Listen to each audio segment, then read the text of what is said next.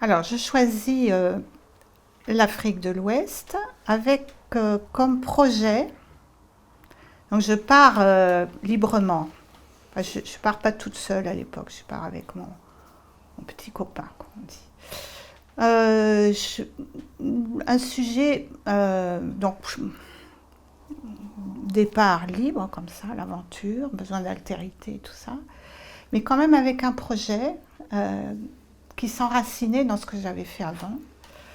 C'est-à-dire que ce qui m'intéresse, c'est d'étudier les marquages corporels. Donc ça s'enracine, body art, etc. Et d'autant plus d'ailleurs que dans les artistes du body art, il y avait certains qui avaient entrepris de se faire des entailles, de se faire saigner. C'était l'époque. Avant de partir quand même, je m'informe et j'étudie un peu l'affaire. Et donc je passe de longues journées à dépouiller la bibliothèque du musée de l'Homme, voir ce qu'il y avait sur le sujet, voir où il convenait d'aller, disons, sans s'enfoncer vraiment, sans aller jusqu'en Afrique du Sud, enfin quelque chose d'un peu raisonnable quand même comme voyage, parce que je suis dans l'optique du voyage. Je dépouille toute cette littérature sur les marquages corporels et en particulier les scarifications. C'est déjà là ce qui m'a intéressée, ce qui continue de m'intéresser jusqu'à aujourd'hui en fait, même si j'ai fait beaucoup d'autres choses. Et je découvre que en Afrique de l'Ouest, d'abord je découvre que toutes les sociétés d'Afrique subsaharienne ont recouru à ce type d'expression graphique dont le support était l'épiderme, leur corps. Alors quand même, ça m'a interrogée, je trouvais ça quand même assez extraordinaire cette affaire. Je creuse un peu, je cherche des informations, donc je vois que pour l'Afrique de l'Ouest, donc la région, à l'époque, il y avait la Haute-Volta, le Niger, le Ghana, le Bénin, etc., tous ces pays. De nombreux, durant l'époque coloniale, donc c'est l'époque coloniale de la première moitié du XXe siècle, dans les années 20, 30, 40, etc., beaucoup d'Européens, français ou anglais, essentiellement des médecins, si ce n'est exclusivement d'ailleurs des médecins, s'étaient intéressés à ce phénomène et certains avaient produit des planches de relevé absolument extraordinaires. Donc je tombe là-dessus, je mesure la variété, la richesse de ce mode d'expression, la diversité selon les endroits des différents lieux d'Afrique de l'Ouest. Mais bon, évidemment, tous ces relevés ne couvraient pas, bien sûr, tout, mais enfin, je vois qu'il y avait des sociétés là qui pratiquaient ça de façon enthousiaste. Hein. Les visages étaient couverts de signes, les corps et tout ça. Mais les informations émanaient essentiellement de médecins qui s'intéressaient plutôt, alors certains avaient été sensibles à l'esthétique de la chose, donc ça c'est ceux qui avaient fait des planches de relevé, mais en général ce qui s'intéressait ça, pourquoi? Parce que ce qui les intéressait c'était les réactions de la peau, l'épiderme, des cicatrices kéloïdes, des infections. Bon, ils avaient un point de vue vraiment très orienté, évidemment, et il n'y avait pas grand-chose d'autre d'informations sur le pourquoi du comment de ces pratiques.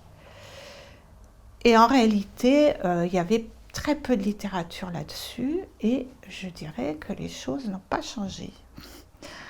Il y avait très peu de choses en ce qui concerne l'Afrique, parce que pour d'autres régions du monde, il y a eu des travaux. Donc là, je pense à Alfred Gell pour la Mélanésie, ou l'Océanie, je ne sais plus bien, là j'ai un trou, mais enfin qui a fait tout un ouvrage sur la question. Il y a, pour l'Australie aussi, il y a des anthropologues qui s'étaient intéressés à ce type de pratique et d'expression, mais pour l'Afrique subsaharienne, alors pour le Maghreb aussi, il y avait des choses sur les tatouages berbères, enfin.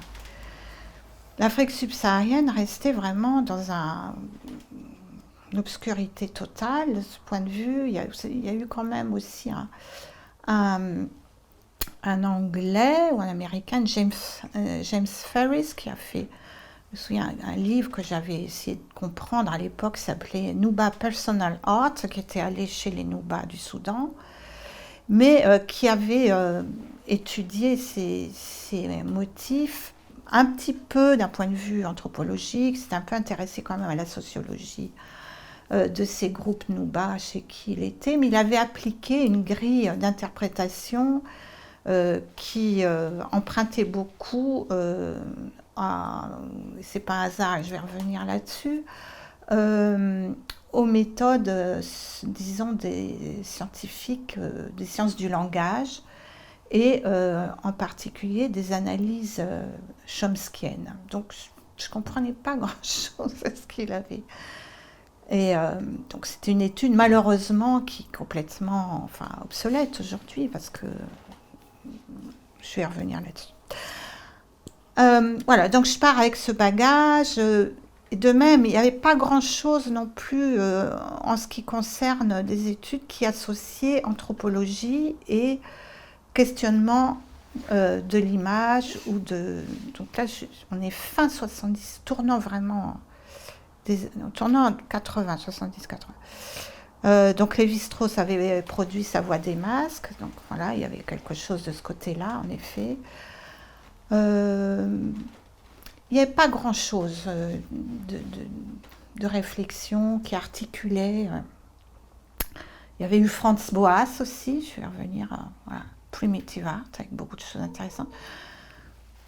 Et il y avait eu aussi, mais je les ai connus un peu après, des théoriciens de l'art de la fin du 19e et du début du 20e siècle, qui s'étaient penchés sur les expressions des sociétés sans écriture, etc., pour essayer de comprendre certains, disons, comment fonctionnaient en fait des notions comme l'ornement, des choses comme ça. Et donc voilà, des grands penseurs, surtout côté allemand, Alois Riegel, Gottfried Semper, ces gens-là. Bon. Mais c'était pas des anthropologues, ils allaient simplement piocher un peu dans les données qui avaient été collectées par quelques premiers voyageurs, etc. Donc voilà, j'ai ça entre les mains, plus mon triste tropique, les marquages Cadieux, je crois que ça se prononce comme ça. C'était un peu maigrichon. Donc je pars. Mais je ne pars pas en avion. Je pars en voiture. Et là, ça a été aussi quelque chose dans les apprentissages aussi extrêmement important. C'est-à-dire que je fais la route en 4L, me conduisant de Paris à le Niger, etc. Donc un voyage long, bien sûr, à une époque où c'était possible encore de le faire.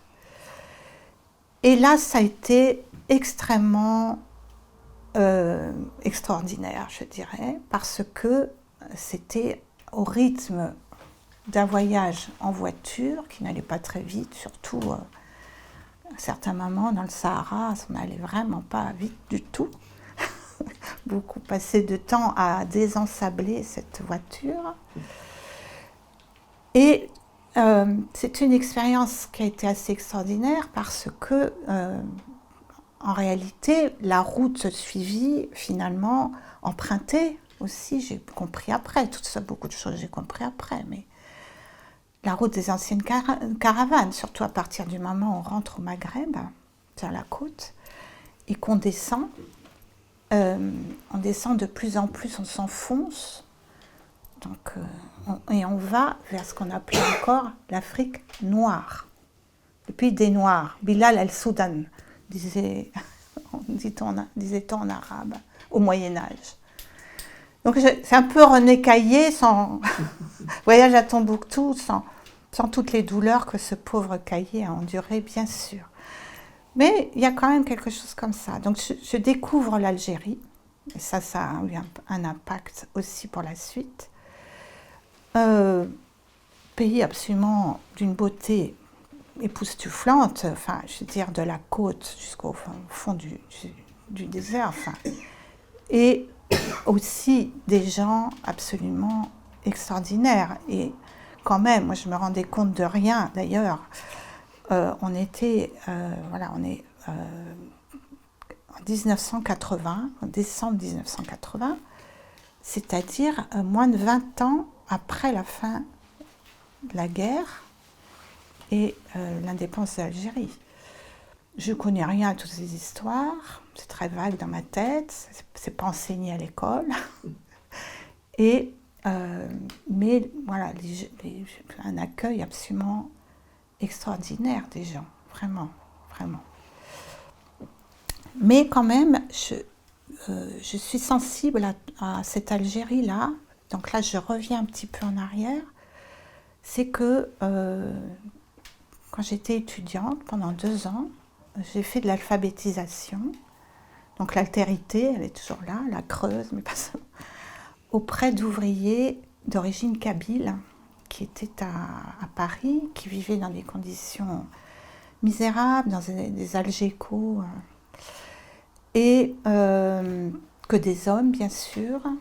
Et donc je leur apprenais, j'essayais. Je ne savais pas très bien enseigner tout ça, mais voilà, j'étais pleine de bonnes intentions et envers eux, enfin, pour qui j'avais à la fois de l'admiration et évidemment un peu de compassion, parce que ces gens-là vivaient donc dans des conditions précaires, étaient traités mal, se sentaient évidemment toujours dominés et infériorisés, étaient loin de leur famille et c'est comme ça que j'ai découvert l'Algérie, à vrai dire, avant d'y aller, à travers eux, ce qu'ils pouvaient m'en raconter de leur montagne kabyle. Et puis aussi parce que dans l'association dans laquelle j'étais, on organisait ça, on les faisait sortir, on était d'une ingénuité tous, mais avec beaucoup de bonne volonté. Et pour les sortir de leurs algécos, on les emmenait au quartier latin voir des films sur, entre autres sur l'Algérie, ouais. Documentaires, des choses comme ça. Et je me souviens une fois, on a vu un film sur qui avait été tourné dans les montagnes de Kabylie, en pleine, donc chez des paysans, il y avait une histoire de, je crois, oui, ils fabriquaient du charbon. Je me demande si le film s'appelait pas Le Charbonnier, d'ailleurs je me souviens plus très bien. Donc c'était plutôt un film un peu sur les techniques voilà, ancestrales des Kabyles. Et quand on est sorti de ce cinéma, plusieurs de ces hommes pleuraient de souffrance et de chagrin. Ils disaient c'est notre pays, etc. Bon, ça a été très fort. Et donc, quand je suis arrivée en Italie, non, pas du tout, en Algérie, voilà, j'avais ce souvenir-là et l'accueil que nous ont fait les gens, enfin, c'était tout à fait remarquable. Donc, on descend, rythme lent, je pense, on a dû mettre 1 mois et demi, quelque chose comme ça, pour de la côte jusqu'à Agadez, au Niger. Et là, petit à petit, je dirais que l'Afrique noire, parce que venait à notre rencontre. C'est-à-dire qu'il y a eu première rencontre avec des populations noires, tout en étant des Algériens, hein, c'est pas ça.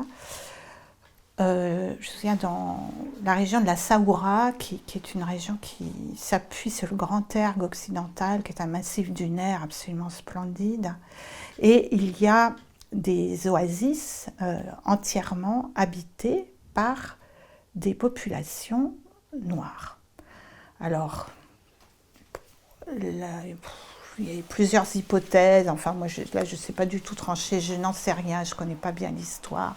Certains disaient que c'était des descendants d'esclaves, parce qu'évidemment, les caravanes étaient passées par là pendant des siècles. D'autres disaient qu'ils étaient là depuis toujours, qu'effectivement, il y avait toujours eu des populations noires. Bon, je ne sais pas. Donc, première rencontre, et on descend, etc.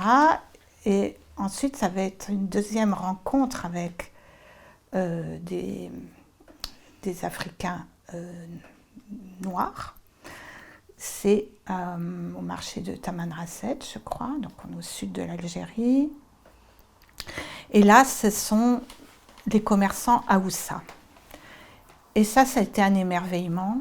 Donc, et j'ai compris, en fait, avec ce trajet, la continuité entre la porosité, évidemment, que j'ai compris de choses qu'on connaît bien sûr par ailleurs, on le sait, mais voilà, c'est par l'expérience, j'en ai fait l'expérience de cette continuité extraordinaire des relations, des circulations entre l'Afrique du Nord et puis voilà, l'Afrique subsaharienne, le Sahara n'ayant jamais été effectivement une barrière. Voilà.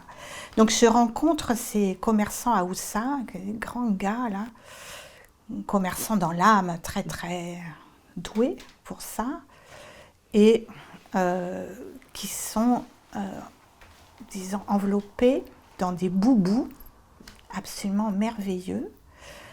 Et alors boubou, c'est pas un terme Haoussa, ça vient du Wolof, je crois. Les Haoussa ont un autre terme, enfin ces grandes robes, voilà, avec plastron entièrement brodé, et avec des couleurs pastel, rose, vert eau, jaune, enfin un artifice de couleurs. Et très à l'aise, un autre monde. Voilà. Donc évidemment, je découvre aussi les Touaregs, c'est à tout ce monde-là très mélangé. Et on continue la descente. Bon, voilà. Et à un moment donné, on est vraiment en Afrique subsaharienne. Et il n'y a plus que... alors les Touaregs sont là encore un certain temps, au Niger, je me souviens. Là aussi, je découvre... Un jour, on est dans un village, Bella, qui est donc sur les bords du Niger. Et là aussi, je découvre... Enfin, c'est un peu, pour moi, tous ces souvenirs, évidemment, la réalité, enfin, je dirais, sociologique m'était totalement... je n'en savais pas grand-chose. Je ne savais ni des conditions véritablement d'existence de tous ces gens-là, ni la dureté de la vie de tous ces gens-là. Après, j'ai un peu apprise, chemin faisant, en particulier, en fait, les problèmes dans les dispensaires des femmes, en fait, enfin, des accouchements terribles, parce que j'ai rencontré des sages-femmes, tout ça. Mais donc, à ce moment-là, là, quand j'arrive, vous voyez, c'est un peu les mille et une nuits de Pasolini, quoi. Enfin, c'est extraordinaire. Enfin, les images, je les ai toujours. Donc, ce village Bella, et donc ils sont tous noirs de peau. Et un jour, avec leur coiffe, tout le monde, ils avaient tous encore. On est tout début des années 80. Je veux dire, les vêtements, les coiffures, les bijoux, tout était là. Enfin, c'était assez extraordinaire. Et donc ces béllas, un jour, sont là et d'un coup, on entend des cris, les femmes qui s'agitent, etc. Et arrivent deux Touaregs sur leurs chameaux. Très impressionnant toujours, bien sûr, eux aussi. Ils ne descendent pas de leurs chameaux. Un silence s'installe. Ils parlent, je pense, en tamatchek, je ne comprends rien. Mais ce que je perçois tout de suite, effectivement, c'est que tout n'est pas si lisse là-dedans. C'est qu'il y a une relation, en effet, de maître à serviteur entre les Bellas et les Touaregs. Et les Bellas ayant été très longtemps dans une sorte de condition servile, les Touaregs étaient encore à l'époque, tout ça évidemment n'est plus d'actualité je pense, mais étaient encore les maîtres. Et là aussi je découvre des choses comme ça. Et on continue et on arrive en Haute-Volta. Et là, on quitte la terre d'islam et c'est très évident parce que tout d'un coup, arrivé dans un village, je vois des cochons partout. Et cette image du cochon partout, je me dis, ben, voilà, on n'est plus... Bon, non pas qu'en Haute-Volta, il y avait bien sûr beaucoup de sociétés qui étaient musulmanes, hein, de religion musulmane, mais là, on a débarqué dans ça. Et